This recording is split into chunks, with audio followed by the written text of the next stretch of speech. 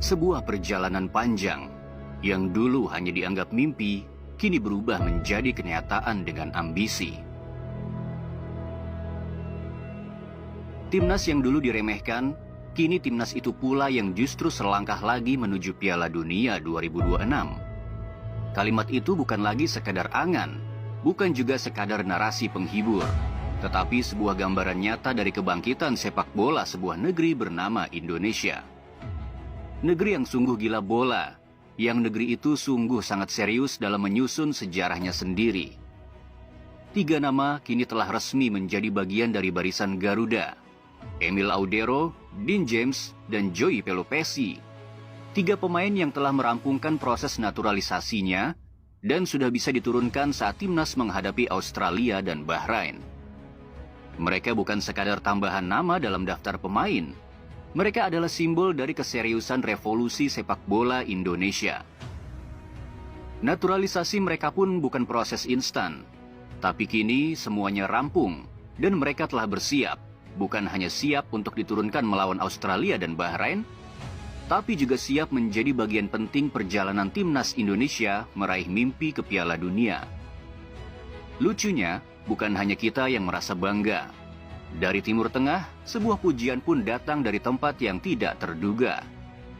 Yang mana media Irak menuliskan sebuah tajuk besar, yaitu nilai pasar timnas Indonesia kini 3 kali lipat dari timnas Irak. Iya, 3 kali lipat. Dan bukan hanya medianya, bahkan para supporter Irak pun juga memuji. Mereka mengakui perkembangan sepak bola Indonesia bukan lagi biasa-biasa saja, tapi luar biasa. Sementara itu dari lini pertahanan timnas Indonesia, kabar bahagia pun datang. Kevin Dix telah kembali. Dix yang sempat ditarik karena cedera, kini sudah pulih total. Bahkan dalam berita terbaru, Dix masuk dalam skuad yang akan bertanding melawan Chelsea. Ia juga masuk daftar top skor UEFA Conference League. Seorang pemain bertahan masuk dalam jajaran pencetak gol terbaik kompetisi Eropa. Bayangkan itu. Back, tapi punya insting menyerang seperti striker. Lalu suara optimisme juga datang dari salah satu pilar penting Garuda, Messil Hers. Dengan penuh keyakinan, bocah Manado ini berkata, "Saya sangat yakin Indonesia akan lolos ke Piala Dunia. Saya pikir selain Jepang, kami memiliki pemain yang lebih baik dari lawan-lawan yang kami hadapi. Saya tidak ingin mengomentari tim lain, tapi saya benar-benar percaya pada tim ini." Sebuah pernyataan yang lahir bukan dari kesombongan, tapi dari kepercayaan terhadap tim yang sangat dalam. Pelatih dan staf ini telah berdatangan. Patrick Kluivert bersama kekuatan baru sudah tiba di Jakarta. Alex Pastor, sang asisten pelatih pun sudah berangkat. Ia bahkan mengunggah video singkat di media sosialnya dengan bertuliskan, "Indonesia, here we come." Sebuah kalimat sederhana tapi syarat makna. Karena ia tampaknya sadar kepercayaan yang supporter berikan pada dirinya bahkan lebih tinggi dari yang supporter berikan kepada pelatih kepala timnas Indonesia itu sendiri. Maka bagi Alex, perjalanan ini bukan sekadar laga internasional biasa. Ini adalah bagian dari perjalanan untuk menunjukkan sebuah rasa cinta dan balas budi terhadap supporter timnas Indonesia. Dari sisi lawan yaitu Australia dan Bahrain, mereka pun tampaknya mulai kebingungan. Bagaimana tidak? Tiap pertandingan selalu ada wajah baru di skuad timnas Indonesia. Apalagi Australia. Australia sudah 2 kali bertemu Indonesia dalam waktu yang berdekatan. Dan untuk ketiga kalinya, mereka akan melihat lagi skuad timnas Indonesia kembali berubah total. Dan dari Bahrain, muncul Saywar yang justru mengundang tawa. Sang pelatih berkata, "Setiap kali menghadapi Indonesia, selalu ada 2 atau 3 pemain baru. Sekarang ada 1 kiper dari Serie B, dan 2 dari Liga Belanda. Sepertinya kami akan melawan timnas Belanda, bukan Indonesia." Tak hanya para pemainnya yang lucu, pelatihnya pun terlihat sama. Ia menganggap ini adalah Saywar, tapi bagi supporter timnas Indonesia, ini adalah bentuk ketakutan yang terselubung. Karena dalam hatinya, ia tahu Indonesia bukan lagi tim yang mudah ditaklukkan. Dan kalaupun Indonesia disebut timnas Belanda, apakah ada pemain Belanda yang bisa menyanyikan lagu Indonesia Raya dengan air mata di matanya? Apakah mereka bisa merinding saat menyanyikan lagu kebangsaan negeri yang kini mereka bela?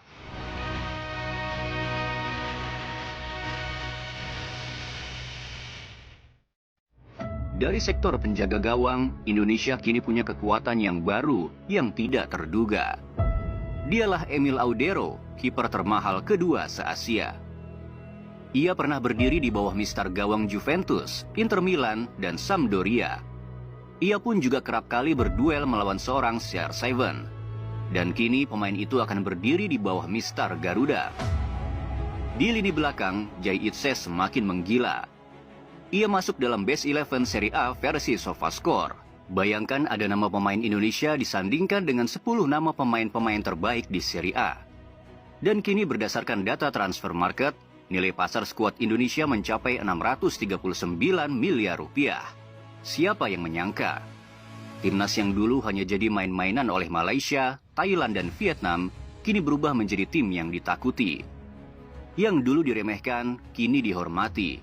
Yang dulu jadi bahan tawa, justru kini jadi kebanggaan Asia Tenggara.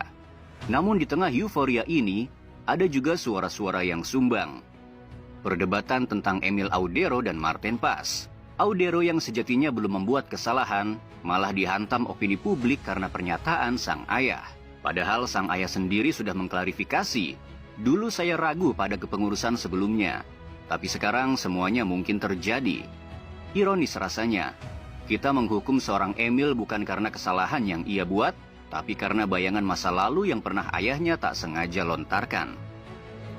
Tak perlu membenci Emil jika kita mencintai Pas, dan sebaliknya. Keduanya berkorban untuk tim Indonesia. Bayangkan Martin Pas harus menempuh 13.810 km dari Dallas ke Sydney.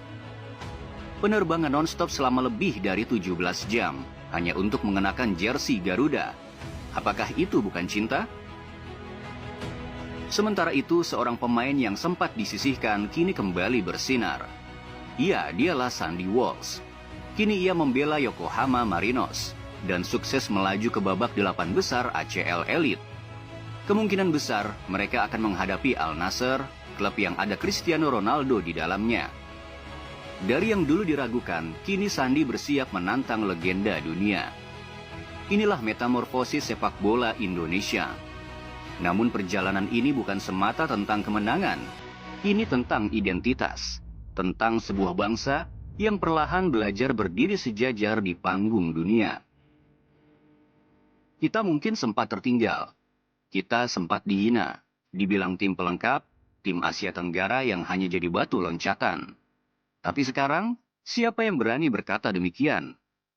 Dulu kita melihat laga internasional hanya sebagai formalitas. Kini kita menjadikannya medan pertempuran, di mana harga diri dan mimpi sebuah bangsa dipertaruhkan di atas lapangan. Dan lihatlah para diaspora itu, mereka tumbuh besar jauh dari tanah kelahiran leluhurnya.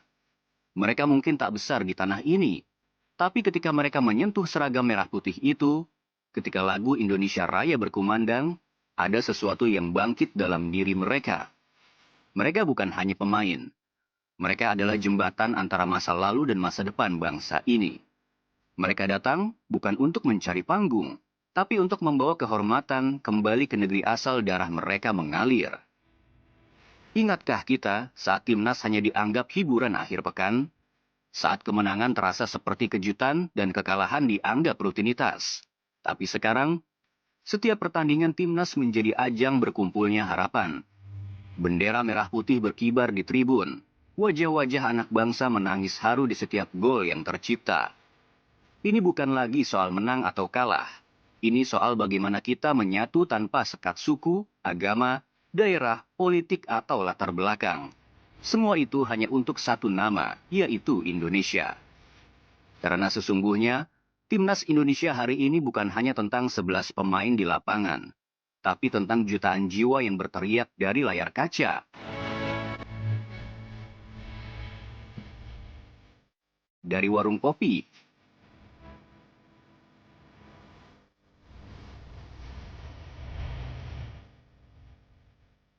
dari Videotron,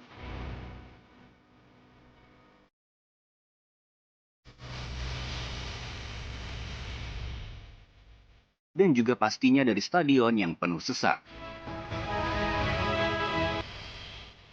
Tentang ayah yang mengangkat anaknya di pundak, mengenalkan arti kata Garuda.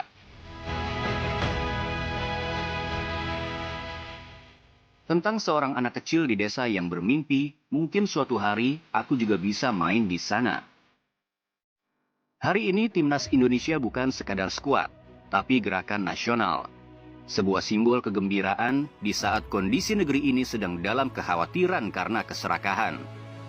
Timnas Indonesia itu seperti sebuah wadah, juga sebagai bukti jika bangsa ini layak bermimpi lebih besar. Dan ketika lagu Indonesia Raya berkumandang di Stadion Piala Dunia nanti, kita semua akan tahu jika bangsa ini telah menemukan cara untuk bangkit, dan dunia akan menyaksikannya. Dengan semua itu, kami tak akan lelah untuk mengatakan, bersiaplah dunia, Indonesia akan datang.